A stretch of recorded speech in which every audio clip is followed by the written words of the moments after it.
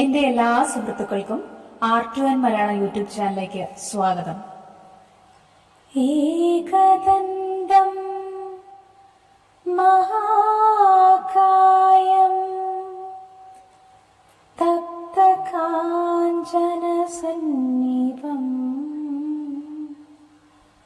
ലംബോദരം വിശാലാക്ഷം വന്ദേഹം ഗണനായകം വന്ദേഹം ഗണനായകം വന്ദേഹം ഗണനായകം.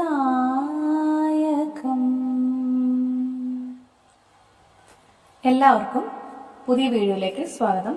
എന്റെ channel subscribe ചെയ്യാതെ കാണുന്നവരുണ്ടെങ്കിൽ തീർച്ചയായിട്ടും ഒന്ന് സബ്സ്ക്രൈബ് ചെയ്ത് സപ്പോർട്ട് ചെയ്യണേ. അപ്പൊ നമ്മള് ഇന്ന് 11ാം ഭാഗം ശിവപുരാണത്തില് ഗണപതിയുടെ ജനനം തുടങ്ങിയാണ് എടുക്കുന്നത്. അപ്പൊ നമുക്ക് വീഡിയോയിലേക്ക് പോകാം. അപ്പൊ നിങ്ങൾക്ക് ഭക്തിപരമായിട്ടുള്ള ചോദ്യാവലികൾ, അതായത് ക്വിസ് മത്സരം ഇങ്ങനെയൊക്കെ ഉണ്ടെങ്കിൽ ഒരു ബുക്കും ഒരു പെന്നും കയ്യിൽ കരുതുന്നത് നല്ലതാണ്. കാരണം ഇത്തരം പുരാണ കഥകളിൽ നിന്ന് എടുത്തിട്ടുള്ള ചില ഭാഗങ്ങളിൽ നമുക്ക് ചോദ്യാവലികളിലൊക്കെ ഉത്തരങ്ങളൊക്കെ ഇതിൽ നിന്ന് കിട്ടുന്നതായിരിക്കും. അപ്പൊ നമുക്ക് ഗണപതിയുടെ ജനനം. പരബ്രഹ്മസ്വരൂപനായ ശ്രീ പരമേശ്വരൻ പൂർവ്വനിശ്ചയപ്രകാരം ലീലകൾ കൊണ്ടാടാൻ തുടങ്ങി. ആദിസ്വരൂപിണിയായ ശ്രീ പാർവതിയോടൊത്ത് കൈലാസ ശൃംഗത്തിൽ സന്തോഷ സമേതനായി ജീവിച്ചു വരികയായിരുന്നു. ഒരു ദിവസം ശ്രീ ഭഗവാൻ ദേവിയോടായി പറഞ്ഞു, ദേവി പാർവതി, നമ്മുടെ അകതാരിൽ അനുഭവമായ ഒരാഗ്രഹം കുടിയേറിയിരിക്കുന്നു. മഹാപ്രഭു, അവിടുന്ന് എന്റെ പ്രാണപ്രിയനാണ്. അവിടുത്തെ മനോദർപ്പണത്തിൽ ജന്മം കൊണ്ട ആഗ്രഹം അത് എന്തു തന്നെയായാലും എന്നെ കൂടി അറിയിക്കുവാൻ കനിവുണ്ടാകണം. അതറിയാൻ എനിക്ക് തിടുക്കവുമുണ്ട്. ദേവിയുടെ അഭിപ്രായം ശ്രവിച്ചുകൊണ്ടിരുന്ന ത്രൈലോക്യനാഥനായ ശ്രീ ശങ്കരൻ മന്ദഹസിച്ചുകൊണ്ട് പറഞ്ഞു, ഈ പ്രപഞ്ചത്തിൽ അനേകം ജീവജാലങ്ങൾ ഉണ്ടല്ലോ. അവയോരോന്നും എങ്ങനെയാണ് ജീവിക്കുന്നതെന്ന് നമുക്ക് അറിയേണ്ടതുണ്ട്. അതൊക്കെ നേരിട്ട് കാണാൻ ആഗ്രഹമുണ്ട്. അതിനുവേണ്ടി ഒരു നീണ്ട സഞ്ചാരം നടത്തിയാൽ നന്നായിരിക്കും. പതിയുടെ വാക്കുകൾ കേട്ട പാർവതി ദേവി സംശയം പ്രകടിപ്പിച്ചു. പ്രഭു, നാം ഈ രൂപത്തിൽ എങ്ങനെയാണ് ഭൂമിയിലെത്തുക? അനുയോജ്യമായ മറ്റേതെങ്കിലും രൂപം ധരിച്ച് സഞ്ചരിച്ചാൽ നമ്മെ മനുഷ്യരാരും തിരിച്ചറിയുകയില്ല. അതാണോ സംഗതി? നാം ആനയുടെ രൂപം സ്വീകരിച്ചുകൊണ്ടായിരിക്കും യാത്ര ചെയ്യുന്നത്. എങ്കിൽ അത് വളരെ രസകരവും സുഖകരവുമായിരിക്കും. ഭഗവാന്റെ അഭിപ്രായത്തിന് ദേവി മറുപടി പറഞ്ഞു. അങ്ങനെ പാർവതി പരമേശ്വരന്മാർ ഭൂമിയിലെത്തി. അവർ സ്വന്തം രൂപം വെടിഞ്ഞ് ഗജരൂപം ധരിച്ച് കാനനത്തിലൂടെ വിഹരിച്ചു നടന്നു. അഭൗമമായ കാനന ഭംഗി നുകർന്നും വിശിഷ്ടങ്ങളായ കാട്ടുപഴങ്ങൾ ഭക്ഷിച്ചും ആനന്ദാതിരേകത്തോടെ കാലം കഴിച്ചു. കാലം വളരെ വേഗം കടന്നുപോയി. പ്രപഞ്ച സംവിധായകനും വിശ്വശില്പിയുമായ കൈലാസേശ്വരന്റെ നിശ്ചയത്തിന്റെ ഭാഗമെന്നോണം ദേവി പാർവതി ഗർഭിണിയായി. ഒരു ദിവസം ദേവി വിഷാദഭാവത്തോടെ പ്രാണപ്രിയനോട് പറഞ്ഞു, പ്രഭു, ഞാനിപ്പോൾ ഗർഭിണിയാണെന്ന കാര്യം അങ്ങേക്ക് അറിയാമല്ലോ. എന്റെ മനസ്സിൽ ബലമായ ഒരു സംശയത്തിന്റെ നെരിപ്പോട് എരിയുകയാണ്. ഞാൻ പ്രസവിക്കുന്ന കുഞ്ഞിന് ആനയുടെ രൂപമായിരിക്കുമോ എന്നോർത്ത് എന്റെ ഹൃദയം നീറുകയാണ്. ദയവായി അവിടുന്ന് എന്റെ സംശയത്തിനും ദുഃഖത്തിനും നിവൃത്തി വരുത്തി തരണം. ഗജദമ്പതികളായി വിഹരിച്ചിരുന്ന വേളയിലാണ് ദേവി ഗർഭം ധരിച്ചത്. അതുകൊണ്ട് തന്നെ ദേവിയുടെ മനതാരിൽ മുട്ടിട്ട സംശയം സന്ദർഭോചിതമാണെന്നറിഞ്ഞ ശ്രീ ശങ്കരൻ ദേവിയുടെ മനസ്സിനെ സാന്ത്വനിപ്പിക്കാൻ പര്യാപ്തമായ ആശ്വാസ വാക്കുകൾ പറഞ്ഞു. ദേവി, സമാധാനമായിരിക്കും. അവൻ നിന്റെ ഉദരത്തിൽ വളരട്ടെ. കാലം അനുകൂലമായ സാഹചര്യം സമാഗതമാകുമ്പോൾ ദേവി സകലവിധ സൽഗുണങ്ങളും ഒത്തുചേർന്ന ഒരു പുത്രനെ പ്രസവിക്കും. ലോകത്തിന്റെ മുഴുവൻ ആരാധനാമൂർത്തിയായിരിക്കും നമ്മുടെ പുത്രൻ. മാത്രമല്ല, അവനെ പ്രീതിപ്പെടുത്താതെ നടത്തുന്ന ഒരു കർമ്മവും മംഗളകരമായിരിക്കുകയില്ലെന്ന പ്രപഞ്ചവിധിയും ഉണ്ടായിരിക്കുന്നതാണ്. അഷ്ടൈശ്വര്യങ്ങളും അവനിൽ പ്രകാശിച്ചു നിൽക്കും. വേദങ്ങളുടെ അകക്കാമ്പ് കണ്ടറിയുവാനുള്ള അതീവ ബുദ്ധി സാമർഥ്യവും അവനിൽ ജ്വലിച്ചു നിൽക്കും. പിന്നെ എന്തിനാണ് ദേവി ആശങ്കപ്പെടുന്നത്? പ്രാണേശ്വരന്റെ ശുഭവാക്കുകൾ സശ്രദ്ധം കേട്ടുകൊണ്ടു നിന്ന ശ്രീ പാർവതിയുടെ അകതാരിൽ ആശ്വാസത്തിന്റെ ഇളം തെന്നൽ വീശി. അധികം താമസിയാതെ പാർവതി ഒരാൺകുഞ്ഞിന് ജന്മം നൽകി. പിതാവായ ശ്രീ പരമേശ്വരൻ അവന് ഗണപതി എന്ന് നാമകരണം ചെയ്തു. സുമുഖനും സുന്ദര കളയവനുമായ കാന്തി ചിന്തുന്ന വാത്സല്യനിധിയായ പുത്രനെ കണ്ട ദേവി അതീവ സന്തുഷ്ടയായി. പാർവതി പരമേശ്വരന്മാർക്ക് സർവഗുണ സമ്പന്നനായ ഒരു പുത്രൻ പിറന്ന വിവരം ദേവലോകത്തും അറിഞ്ഞു. ഇന്ദ്രന്റെ നേതൃത്വത്തിൽ ദേവസദസ് കൂടുകയും അനുമോദന ദ്രവ്യങ്ങളുമായി കൈലാസത്തിലേക്ക് പോകണമെന്നും തീരുമാനിച്ചു. അങ്ങനെ ഇന്ദ്രാദി ദേവന്മാർ വിശിഷ്ടങ്ങളായ കാഴ്ചദ്രവ്യങ്ങളുമായി കൈലാസത്തിലെത്തി. ദിവ്യ തേജസ് വഴിഞ്ഞൊഴുകുന്ന അത്ഭുത ബാലനെ ദർശിച്ച ദേവന്മാർ തൽക്ഷണം ആ പാതാര ബിന്ദങ്ങളിൽ വീണ് നമസ്കരിച്ചു. ഗണപതിയെ ദേവന്മാർ സ്തുതിക്കുകയും അദ്ദേഹത്തിന്റെ ആയുരാരോഗ്യ സൗഖ്യത്തിനായി അനുഗ്രഹിക്കുകയും ചെയ്തു. അപാര ശക്തിയും പൂർവ്വബുദ്ധിയും ഉള്ളവനായിരുന്ന ശ്രീ മഹാഗണപതി അവനെ ഏൽപ്പിക്കുന്ന ഏത് കാര്യവും കൃത്യനിഷ്ഠയോടെയും ഉത്തരവാദിത്തോടെയും നിർവഹിക്കുന്നതിന് അതീവ തൽപരനായിരുന്നു. ഒരു ദിവസം ദേവി പാർവതി പുത്രനെ അരികിൽ വിളിച്ച് സ്നേഹാധിക്യത്തോടെ മാറോട് ചേർത്ത് നിർത്തിക്കൊണ്ടു പറഞ്ഞു, മകനെ ഗണേശ, ഞാൻ സ്നാനകർമ്മത്തിനായി പോകുകയാണ്. ആരു തന്നെ വന്നാലും അകത്തേക്ക് കടത്തിവിടരുത്. ഞാൻ കുളി കഴിഞ്ഞ് മടങ്ങി വരുന്നതുവരെ എന്റെ മകൻ വാതിൽപ്പടിയിൽ കാവലിരിക്കണം. മാതൃനിർദ്ദേശം ശിരസാ വഹിച്ച ഗണപതി പറഞ്ഞു, പൂജനീയായ മാതാവേ, അവിടുത്തെ കൽപ്പന ഈ പുത്രൻ അക്ഷരം പ്രതി അനുസരിക്കുന്നതാണ്. ഇക്കാര്യത്തിൽ ശങ്കയെ വേണ്ട. അമ്മ സമാധാനമായി സ്നാനകർമ്മം നിർവഹിക്കുക. ഒരു ഉറുമ്പിനെ പോലും അകത്തു കടക്കാൻ അനുവദിക്കാതെ ഞാനിവിടെ കാവലിരിക്കുന്നതാണ്. പുത്രന്റെ വാക്കുകൾ കേട്ട പാർവതി ദേവി കുളിക്കാൻ പോയി. ഏതാനും മിനിറ്റുകൾ കഴിഞ്ഞപ്പോൾ പുറത്തെവിടെയോ പോയിരുന്ന ശ്രീ പരമേശ്വരൻ മടങ്ങി വന്നു. അദ്ദേഹം അകത്തേക്ക് കടക്കാൻ ശ്രമിക്കവേ തടഞ്ഞുകൊണ്ട് ഗണപതി പറഞ്ഞു, പിതാശ്രീ, മാതാവ് എന്നെ കാവലിരുത്തിയിട്ട് അകത്ത് കുളിക്കുകയാണ്. ആരും തന്നെ വന്നാലും അകത്തേക്ക് കടത്തിവിടരുതെന്ന് അമ്മ എന്നോട് നിർദ്ദേശിച്ചിരിക്കുകയാണ്. എന്നുള്ള വിശ്വാസത്തിന്റെ അടിസ്ഥാനത്തിലാണ് മാതാശ്രീ സ്നാനാദി കർമ്മങ്ങൾ അനുഷ്ഠിക്കുന്നത്. ഇക്കാരണത്താൽ പിതാവാണെങ്കിലും അങ്ങയെ അകത്തേക്ക് കടത്തിവിടാൻ സാധ്യമല്ല. മഹാഗണപതിയുടെ വാക്കുകൾ നീതിയുക്തമാണെന്ന് അറിഞ്ഞിട്ടും ശ്രീശങ്കരൻ അരിശം കൊണ്ടു. കോപാകുലനായി അദ്ദേഹം പറഞ്ഞു, എന്ത്? നീ എന്താണ് പറഞ്ഞത്? എനിക്ക് അകത്തേക്ക് പോകാൻ നിന്റെ അനുവാദം വേണമെന്നോ? എന്റെ സഹധർമ്മിണിയെ ദർശിക്കാൻ പുത്രന്റെ അനുവാദത്തിനായി ഞാൻ കാത്തു നിൽക്കണമെന്നാണോ നീ അഭിപ്രായപ്പെടുന്നത്? ഞാനിപ്പോൾ അകത്തേക്ക് ചെന്നാൽ പാർവതി നിന്നെ കുറ്റപ്പെടുത്തുകയില്ല. ആരെയും അകത്തേക്ക് കടത്തിവിടരുതെന്ന് പറഞ്ഞത് ദേവിയുടെ ഭർത്താവായ എന്നെ ഉദ്ദേശിച്ചല്ല. അന്യർ ആണെങ്കിലും വന്നാൽ അകത്തു പോകാൻ അനുവദിക്കരുതെന്നാണ്. അതുകൊണ്ട് നീ മാറി നിൽക്കൂ. പിതൃവാക്യം ശ്രദ്ധാപൂർവം കേട്ടുനിന്ന ശ്രീ ഗണപതി സൗമ്യസ്വരത്തിൽ പറഞ്ഞു, അങ്ങ് എന്റെ പൂജനീയനായ പിതാവാണ്. എന്നാൽ ഞാൻ പറഞ്ഞ കാര്യങ്ങൾ ന്യായമാണെന്നിരിക്കെ അത് അംഗീകരിക്കാൻ മനസാന്നിധ്യം ദയവായി അവിടുന്ന് കാണിക്കണം. ആരെയും അകത്തേക്ക് പ്രവേശിപ്പിക്കരുതെന്ന മാതൃവാക്യം അതേപടി പാലിച്ചു കൊള്ളാമെന്ന് ഞാൻ അമ്മയ്ക്ക് വാക്കുകൊടുത്തു.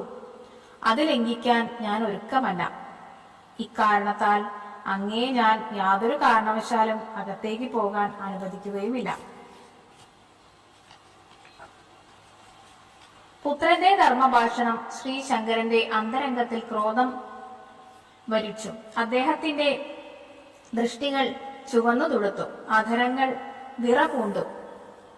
ആദിസ്വരൂപനായ ശ്രീ ഭഗവാന്റെ കണ്ടത്തിൽ നിന്നും ശകാരവാക്കുകൾ ശരം പോലെ പുറത്തേക്ക് വന്നു. എടാധികാരി, ഇത്രത്തോളം അഹംഭാവം നിന്റെ ഉള്ളിൽ കുടിയേറിയിട്ടുള്ളതായി ഞാൻ അറിഞ്ഞിരുന്നില്ല. വെറും ബാലകനായ നീ സ്വപിതാവിനെ ധിക്കരിക്കുകയാണ്. നീ വളർന്ന വലുതായുള്ള സ്ഥിതി ചിന്തിക്കാൻ പോലും കഴിയാത്തവയാണ്. അന്ന് ചിലപ്പോൾ നീ എന്നെ വധിക്കുവാനും മടി കാണിക്കുകയില്ല. ഇങ്ങനെയുള്ള ഒരു പുത്രനെ എനിക്ക് വേണ്ട. ഇത്രയും പ്രസ്താവിച്ചുകൊണ്ട് ഒരു രൗദ്രഗർജനം പുറപ്പെടുവിച്ചുകൊണ്ട് ശ്രീശങ്കരൻ തന്റെ ആയുധം കൊണ്ട് ഗണപതിയുടെ ശിരസ് വെട്ടി വീഴ്ത്തി. ഗണനായകൻ തൽക്ഷണം മരിച്ചു വീണു. ഈ സന്ദർഭത്തിലാണ് ദേവി പാർവതി സ്നാനാദി കർമ്മങ്ങൾ കഴിഞ്ഞ് മടങ്ങി വന്നത്.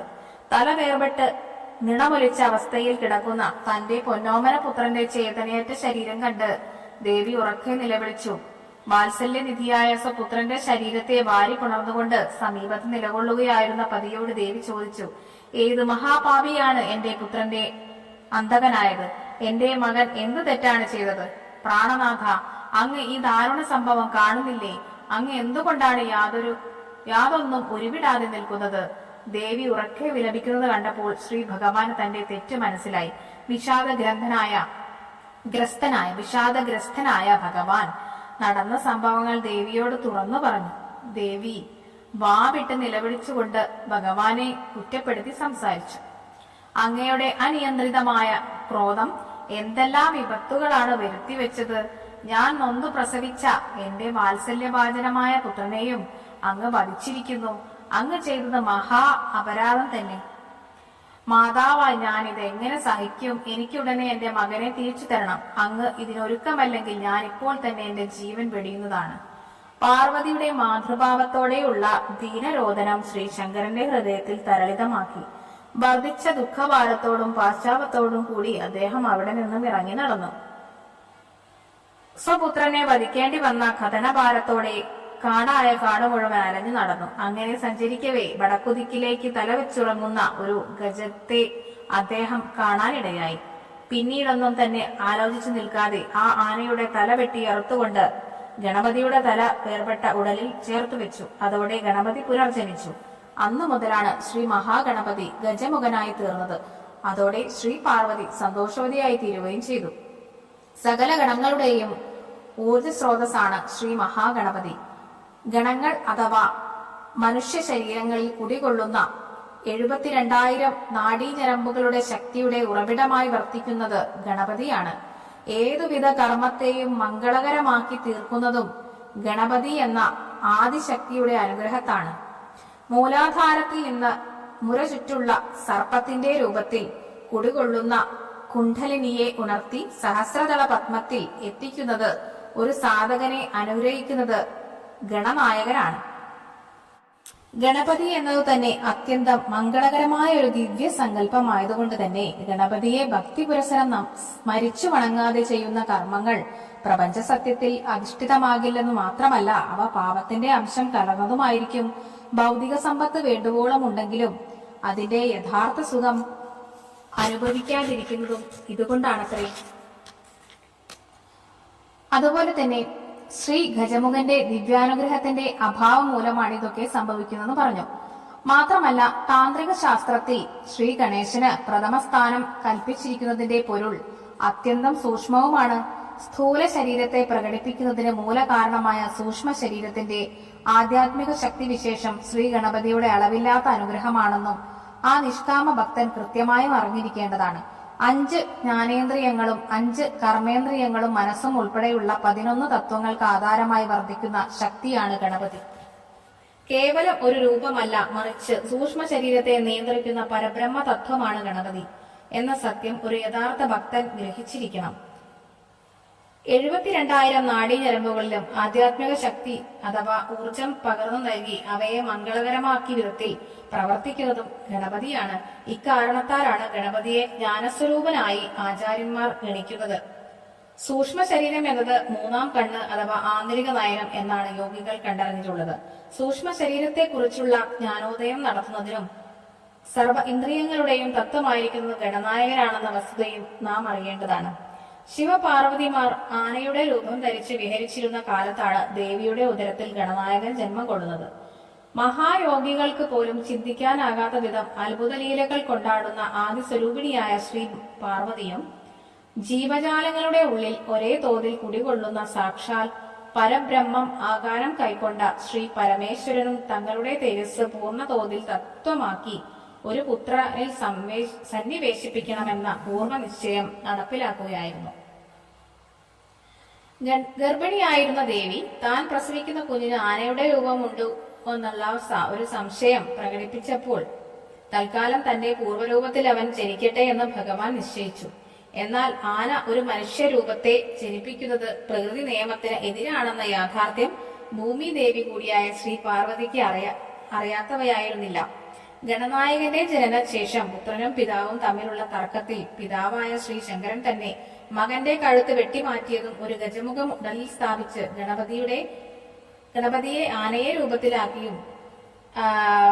ഗണപതിയെ ആനയുടെ രൂപത്തിലാക്കിയതും ഭഗവാൻ മുൻ നിശ്ചയപ്രകാരം ചെയ്തതായിരുന്നു. അണ്ടകടാഹങ്ങളാകമാനം തന്റെ മനോനിശ്ചയം അനുസരിച്ച് നിയന്ത്രിക്കുന്ന ശ്രീ പരമേശ്വരന് അസാധ്യമായിട്ടൊന്നും തന്നെയില്ല. ഗണനായകനെ സൃഷ്ടിച്ചതിലൂടെ തന്റെ വരുതിക്ക് കീഴിലുള്ള ഭൂമിയിലെ ജീവജാലങ്ങളുടെ കർമ്മങ്ങൾ മംഗളദായകമാക്കി തീർക്കണമെന്ന പാർവതീദേവിയുടെ മുൻ നിശ്ചയവും നടപ്പിൽ വരുത്തുകയായിരുന്നു. ശ്രീ പാർവതിയും ശ്രീ പരമേശ്വരനും പൂർവ്വനിശ്ചയം ചെയ്ത് ഒരു സത്യദർശനം ഭൂമിയിൽ നടപ്പാക്കുകയാണ് ചെയ്തത്. ഏതൊരു കർമ്മത്തിനും മുന്നോടിയായി ശ്രീ മഹാഗണപതിയെ പ്രീതിപ്പെടുത്തി അദ്ദേഹത്തെ അപൂർവമായ ഒരു അനുഗ്രഹം നേടുക എന്നുള്ളത് കർമ്മത്തിൽ ചെയ്യാവുന്ന വിഘ്നങ്ങളെ നിവാരണം ചെയ്യാൻ സഹായിക്കുമെന്ന സത്യം കണ്ടറിഞ്ഞവരായിരുന്നു യോഗികൾ. പ്രപഞ്ച ഭരണ സംവിധാനത്തിൽ ഭൂമിയുടെ അധികാരിയായ ശ്രീ പാർവതിയെയാണ് നിയോഗിച്ചിരുന്നത്. വൃക്ഷലതാദികളുടെ ഫലമൂലാദികൾ ജീവജാലങ്ങളുടെ നിലനിൽപ്പിനായി പ്രദാനം ചെയ്യുന്നതും ദേവിയുടെ കാരുണ്യാതിരേകത്തോടുകൂടിയാണ് വരദാനമായിട്ടാണ് ഋഷിമാർ പ്രകീർത്തിച്ചിരുന്നത്. ദേശഭക്തനും ആധ്യാത്മിക ആചാര്യവുമായ ശ്രീ ബാലഗംഗാധര തിലകന്റെ ആഹ്വാനപ്രകാരം 108 മഹാഗണപതി ഹോമം നടത്തിയതിന്റെ ഫലമായിട്ടാണ് വിഘ്നങ്ങൾ ഒഴിവായി ഭാരതത്തിന് സ്വാതന്ത്ര്യം നൽകാൻ ബ്രിട്ടീഷുകാർ തയ്യാറായത്. സ്വാതന്ത്ര്യ സമരം അതിന്റെ മൂർധന്യതയിൽ എത്തിയിട്ടും ഭാരതം ഉപേക്ഷിച്ചു പോകാൻ ഇംഗ്ലീഷുകാർ ഒരുക്കമല്ലായിരുന്നു. എന്നാൽ ശ്രീ മഹാഗണപതിയെ പ്രീതിപ്പെടുത്തിയതിലൂടെ ഭഗവാന്റെ അനുഗ്രഹത്താൽ ബ്രിട്ടീഷ് അധികാരികളുടെ മനതാരിൽ കാതലായ മാറ്റം സംഭവിച്ചു. വിഘ്നങ്ങൾക്ക് അവസാനമുണ്ടായി. അങ്ങനെ ബ്രിട്ടീഷുകാരുടെ കരാളഹസ്തങ്ങളിൽ നിന്നും ഭാരതാംബ പൂർണമായും മോചിതയായി. ശ്രീ ശങ്കരന്റെയും ശ്രീ പാർവതിയുടെയും ആവിർഭാവം മാലോകരുടെ ഐശ്വര്യത്തിനും മംഗളപ്രദമായ ജീവിതത്തിനും വേണ്ടിയാണെന്ന് ക്രാന്തദർശികളായ യോഗികൾ അന്തർനയനത്തിൽ കണ്ടറിഞ്ഞ് ആ സത്യം വിളംബരം ചെയ്തിരിക്കുന്നു. സാക്ഷാൽ പരബ്രഹ്മം തന്നെ സ്വനിശ്ചയത്താൽ ആകാരം കൈവരിച്ച ദേവീദേവന്മാർ തങ്ങളുടെ അംശങ്ങൾ ഒത്തുചേർന്ന ഒരു ശക്തിയുടെ ഉറവിടമാണ് ശ്രീ മഹാഗണപതി. ഇക്കാരണത്താൽ തന്നെ മഹാഗണപതി പരബ്രഹ്മം തന്നെയാണെന്ന് പൂർണ്ണമായും വിശ്വസിച്ച് അദ്ദേഹത്തെ ഭയഭക്തി ബഹുമാനത്തോടെ പൂജിക്കണം. ഭൗതിക ജീവിതത്തിൽ ഇന്ദ്രിയപരമായ സുഖങ്ങൾ അനുഭവിക്കാൻ സഹായിക്കുന്നതും ശ്രീ ഗണേശ ഭഗവാനാണ്. കാരണം ഇന്ദ്രിയങ്ങൾക്ക് ചലനാത്മക ശക്തി പകർന്നു നൽകുന്ന തത്വം ഗണപതി എന്ന പരബ്രഹ്മ ചൈതന്യ വിശേഷമാണ്. ഒരു ഭക്തന് ഗുരുവിൽ നിന്നും ലഭിച്ച സാധനമുറയിലൂടെ ലക്ഷ്യം കണ്ടെത്തണമെങ്കിൽ ശ്രീ മഹാഗണപതിയുടെ ആധ്യാത്മിക ജ്ഞാനം എന്ന അനുഗ്രഹം ലഭിക്കുക തന്നെ വേണം. ഗണനായകന്റെ ദിവ്യാനുഗ്രഹം കൂടാതെ ആർജിക്കുന്ന അറിവ് കുടത്തിനുള്ളിലെ വിളക്കിന് സമമാണെന്നും നാം അറിഞ്ഞിരിക്കണം. അങ്ങനെ ഗ്രഹിക്കുന്ന അറിവ് ഈ ലോകത്തിന്റെ ശാന്തിക്കും ഐശ്വര്യത്തിനും അന്ധകാരത്തെ അകറ്റി മംഗളമുണ്ടാക്കുവാനും ഉപകരിക്കുന്നതേയില്ല. ഇനി നമുക്ക് ഗണേശന്റെ വിവാഹത്തിലേക്കാണ് കടക്കുന്നത്. പാർവതി പരമേശ്വരന്മാർ തങ്ങളുടെ പുത്രന്മാർ പ്രകടിപ്പിക്കുന്ന ബാലലീലകൾ കണ്ട് സന്തോഷസമേതരായി. കാർത്തികേയനും ഗണേശനും മാതാപിതാക്കളെ ശുശ്രൂഷിച്ചും വിചിത്രങ്ങളായ ദിവ്യലീലകൾ കാണിച്ചും ജീവിത നാളുകൾ ആനന്ദോത്സവത്തോടെ കഴിച്ചു. ഒരിക്കൽ ദേവിയും പതിയും ഒരുമിച്ചിരിക്കുന്ന വേളയിൽ അവർ സ്വപുത്രന്മാരുടെ ഭാവിയെ കുറിച്ച് ഓർത്തു. പാർവതി പ്രാണേശ്വരനോട് പറഞ്ഞു, മഹാപ്രഭു, നമ്മുടെ പുത്രന്മാർ വിവാഹപ്രായത്തോട് അടുക്കുകയാണ്. കാർത്തികേയനും ഗണേശനും നമുക്ക് തുല്യമാണ്. എന്നാൽ ഇവരിൽ ആരുടെ വിവാഹമാണ് ആദ്യം നടത്തേണ്ടത്? ദേവിയുടെ വാക്കുകൾ കേട്ടുകൊണ്ടാണ് ശ്രീ സുബ്രഹ്മണ്യനും ശ്രീ കുംഭിഭക്തനും അവിടേക്ക് വന്നത്. ആവേശത്തോടും ആഹ്ലാദത്തോടുകൂടി ശ്രീ മുരുകൻ പറഞ്ഞു, അമ്മേ, ഞാനല്ലേ ജ്യേഷ്ഠൻ, അപ്പോൾ എന്റെ വിവാഹമല്ലേ ആദ്യം നടത്തേണ്ടത്? എന്റെ വിവാഹം ആദ്യം നടക്കണം. ജ്യേഷ്ഠന്റെ അഭിപ്രായം കേട്ട ഗണപതി അഭിപ്രായപ്പെട്ടു. അവർക്കിടയിൽ ഒരു വാദപ്രതിവാദം തന്നെ നടന്നു. പുത്രന്മാർക്കിടയിലുള്ള തർക്കം കൊണ്ട് പാർവതിയും ജഗദീശ്വരനും വിസ്മയഭരിതരായി. ശ്രീ ശങ്കരൻ പുത്രന്മാരെ അടുത്തേക്ക് വിളിച്ചിട്ട് പറഞ്ഞു, നോക്കൂ, നിങ്ങൾ തമ്മിൽ ഇക്കാര്യത്തെക്കുറിച്ച് തർക്കിക്കുന്നത് അനുചിതമാണ്. ആരുടെ വിവാഹമാണ് ആദ്യം നടത്തേണ്ടതെന്ന് തീരുമാനിക്കാനുള്ള അവകാശം മാതാപിതാക്കളായ ഞങ്ങളിൽ നിക്ഷിപ്തമാണ്. എന്നാൽ വിവാഹം നടത്തിക്കുന്നതിന് ഞങ്ങളൊരു നിബന്ധന വെച്ചിട്ടുണ്ട്. അത് നിങ്ങൾക്കിരുവർക്കും സന്തോഷം പ്രദാനം ചെയ്യുന്നതാണ്. എന്ത് നിബന്ധനയാണച്ചാ അങ്ങ് വെച്ചിരിക്കുന്നത്? അതറിയാൻ ഞങ്ങൾക്ക് ഏറെ തിടുക്കമുണ്ട്. കുമാരന്മാർ ജിജ്ഞാസയോടെ ചോദിച്ചു. ഈ സന്ദർഭത്തിൽ ജഗദീശ്വരൻ പറഞ്ഞു, നിങ്ങൾ രണ്ടുപേരും ഞങ്ങൾക്ക് തുല്യരാണ്. ആയതിനാൽ നിങ്ങളിൽ ആരാണോ ഈ ത്രിലോകം പ്രദക്ഷിണം വെച്ച് ആദ്യം എത്തുന്നത് അവന്റെ വിവാഹം ആദ്യം നടത്തി തരുന്നതായിരിക്കും. പിതാവിന്റെ തീരുമാനം അറിഞ്ഞ ഉടൻ തന്നെ ശ്രീ കാർത്തികേയൻ മയിൽ വാഹനത്തിൽ കയറി ലോകമാകെ പ്രദക്ഷിണം തുടങ്ങി. അതേസമയം കൂർമ്മബുദ്ധിയും മഹാജ്ഞാനിയുമായ ശ്രീ ഗണേശൻ അല്പനേരം ചിന്താകൊല്ലായി നിന്നു. അദ്ദേഹം അന്ധകരണത്തിൽ ചിന്താമലരുകൾ ഇതൾ വിടർത്തി. പിതാശ്രീ ഇത്തരം ഒരു പരീക്ഷണത്തിന് ഞങ്ങളെ വിധേയരാക്കുമെന്ന് ചിന്തിച്ചിരുന്നതേയില്ല. പ്രദക്ഷിണത്തിൽ ഒരുമ്പെട്ടാൽ തീർച്ചയായും പരാജയപ്പെടും. ഒരു നാഴിക പോലും നടക്കാൻ കഴിയാത്ത ഞാൻ എങ്ങനെയാണ് ലോകം ചുറ്റിക്കറങ്ങുന്നത്? ഗണേശൻ ഭംഗിയായി സ്നാനം നടത്തി. എന്നിട്ട് അച്ഛനമ്മമാരോടൊപ്പമായി പറഞ്ഞു, പൂജനീയ പിതാശ്രീ, പൂജനീയ മാതാശ്രീ, നിങ്ങളെ ആരാധിക്കുന്നതിന് വേണ്ടി ഞാൻ 2 ഇരിപ്പിടങ്ങൾ ഇതാ ഒരുക്കിയിരിക്കുന്നു. ദയവായി 2 പേരും ഇവിടെ എഴുന്നള്ളിയിരിക്കാൻ കനിവുണ്ടാകണം. അവിടുത്തെ പുത്രനെ അനുഗ്രഹിക്കുകയും വേണം. ശ്രീ ഗണേശന്റെ വിനീതമായ അഭ്യർത്ഥന കേട്ട പാർവതി പരമേശ്വരന്മാർ യഥാസ്ഥാനങ്ങളിൽ ആസനസ്ഥരായി. ഗണപതി മാതാവിനെയും പിതാവിനെയും ആർഷകൃതി പ്രകാരം പൂജിക്കാനൊരുങ്ങി. വിശിഷ്ടങ്ങളായ പുതുപുഷ്പങ്ങൾ കൊണ്ട് അർച്ചന നടത്തി. കീർത്തനങ്ങൾ ആലപിച്ച് അവരെ സ്തുതിച്ചു. പാദപത്മങ്ങളിൽ വീണ നമസ്കരിച്ചു. പിന്നെ 7 പ്രാവശ്യം അച്ഛനമ്മമാരെ പ്രദക്ഷിണം ചെയ്തു. എന്നിട്ട് ഹൃദ്യവും തത്വാധിഷ്ഠവുമായ ഭാഷയിൽ പറഞ്ഞു, അല്ലയോ പിതാശ്രീ, അല്ലയോ മാതാശ്രീ, ഞാൻ പറയുന്നത് ശ്രദ്ധയോടെ കേൾക്കാൻ സന്മനസ് കാട്ടണം. എന്റെ വാക്കുകൾ വേദസമ്മതമായ കാര്യങ്ങളാണെങ്കിൽ എന്റെ വിവാഹം ആദ്യം നടത്തി തരികയും വേണം. ഗണേശന്റെ അഭിപ്രായം കേട്ട ശ്രീ പാർവതി പറഞ്ഞു, മകനെ, കാനന നിബിഡമായ ഭൂതലം മുഴുവനും പ്രദക്ഷിണം വയ്ക്കാൻ നിന്റെ ജ്യേഷ്ഠൻ കാർത്തികേയൻ പോയിരിക്കുന്ന കാര്യം നിനക്കും അറിയാവുന്നതല്ലേ? അവനെ പോലെ നീയും പോയി പ്രദക്ഷിണം കഴിഞ്ഞ് മുൻപേ എത്തിയാൽ നിന്റെ വിവാഹമായിരിക്കും ഞങ്ങൾ ആദ്യം നടത്തുക. ശ്രീ പാർവതിയുടെ നീതിയുക്തവും മധുരോദ്ധാരവുമായ വാക്കുകൾ ഗണപതിയെ അരിശം കൊള്ളിച്ചു. അദ്ദേഹം കുപിതനായി പറഞ്ഞു, എന്റെ മാതാപിതാക്കളായ നിങ്ങൾ പരമശ്രേഷ്ഠരും ധർമ്മത്തിന്റെ സൂക്ഷ്മദർശനം അറിയാവുന്നവരാണെന്ന് ഞാൻ വിശ്വസിക്കുന്നു. നിങ്ങളിൽ പിതാവ് ജഗദീശ്വരനും മാതാവ് ജഗദംബികയുമാണ്. അതറിഞ്ഞുകൊണ്ടാണ് ഞാൻ നിങ്ങളെ 7 പ്രാവശ്യം പ്രദക്ഷിണം വെച്ചത്. അണ്ടകടാഹത്തിന്റെ സൃഷ്ടിക്കും നിലനിൽപ്പിനും സംഹാരത്തിനും കാരണഭൂതരായ നിങ്ങളെ പ്രദക്ഷിണം ചെയ്തിരിക്കുന്നതിലൂടെ ലോകം മുഴുവൻ ഞാൻ പ്രദക്ഷിണം ചെയ്തു കഴിഞ്ഞിരിക്കുന്നു. പ്രിയപുത്ര ഗണേശ, സാഗരങ്ങൾ അടക്കമുള്ള വനാന്തരങ്ങളോട് കൂടിയ ലോകങ്ങൾ നീ എപ്പോഴാണ് ചുറ്റിക്കറങ്ങിയത്? ശ്രീ ശങ്കരന്റെ ചോദ്യത്തിൽ ശരിക്കും യോജിച്ച വിധത്തിൽ ഗജാനന് മറുപടി നൽകി.